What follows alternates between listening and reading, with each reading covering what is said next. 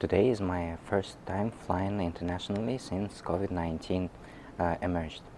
My last international flight was in January 2020, arriving to Cairns. And today I'm flying from Cairns to Manila via Port Moresby, and it's very nice to see the international terminal of Cairns airport re-emerging and seeing more people at the terminal. And there are flights now established from Cairns to Singapore, to Bali in Indonesia, Auckland in New Zealand, Osaka and Tokyo in Japan, and Port Moresby in Papua New Guinea. So we'll see how it goes.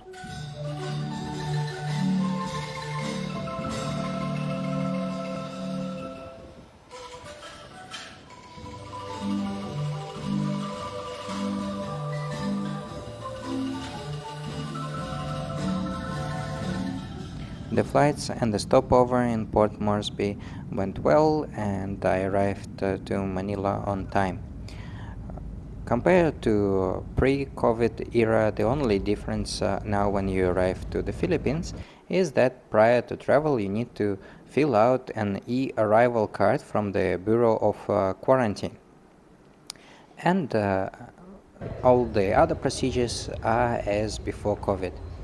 Also, you need to wear masks at all times. In 2022, Philippines has been reopened to international visitors.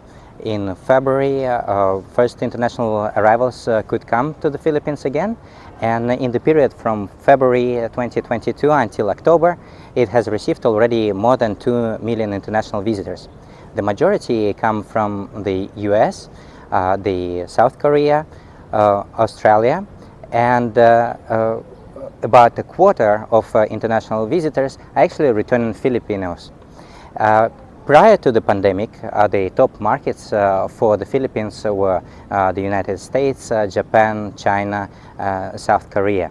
So there has been quite a change, as China and Japan are not yet fully reopened for international travel. Other Asian countries are also reopening in about the same period, so it creates quite a lot of competition in the market. And all the countries are trying to find what is unique about them. The Philippines are focusing on developing more cultural tourism products and also creating more tourist attractions related to its rich history as well as diverse cultures. In Manila, I was lucky enough that Lourdes Japson of Strikers Travel Services organized a tour of Intramuros for me. Intramuros is a historic precinct of Manila where you can learn about the complex history of the Philippines, from pre-Hispanic times to the Spanish colonial period, the US occupation, Japanese invasion, and the independence of the country.